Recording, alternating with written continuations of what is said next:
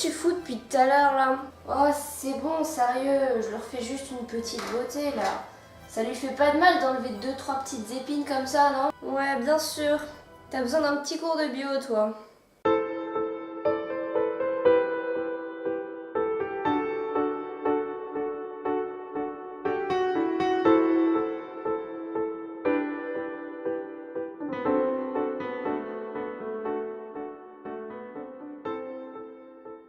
Bon, tout le monde sait qu'un cactus, ça vit dans un milieu aride.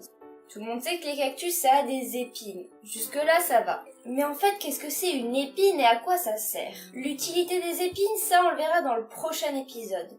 Mais aujourd'hui, dans le premier épisode de la question science, on va voir comment se forment les épines de cactus. Contrairement à ce que beaucoup de personnes pensent, les cactus ont bien des feuilles, même si elles sont pas très visibles. Le plus souvent, elles sont très petites, et au fur et à mesure du temps, elles disparaissent pour laisser place à une cicatrice. Comme chez toutes les plantes, à la base de la feuille, il y a un ou plusieurs bourgeons. Et ils sont recouverts d'écailles qui sont des sortes de mini-feuilles transformées. Chaque ébauche d'écailles de bourgeons s'allonge de la base jusqu'à l'extrémité. Les cellules s'allongent et se transforment en fibres mortes durcies. Et voilà, une épine est née. Il est alors difficile de savoir si à l'origine c'était une future feuille. En effet, en se transformant, les attributs classiques des feuilles, c'est-à-dire stomates, cellules chlorophylliennes ou tissus conducteurs de sève, ont disparu. Il ne reste alors qu'un épiderme durci et des fibres.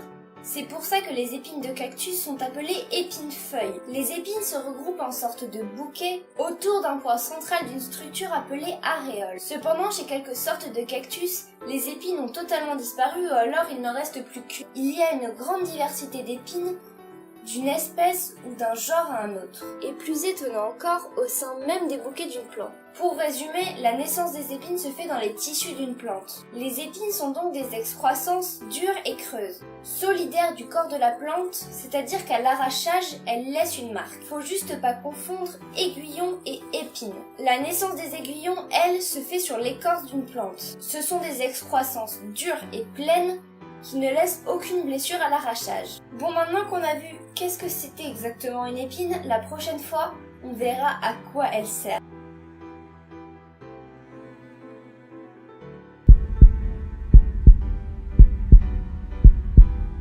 Et vous allez voir qu'elle nous réserve des petites surprises. Bon, si t'as aimé la vidéo, n'hésite pas à laisser un like, à commenter, à partager ce que tu veux. Des bisous et à la prochaine!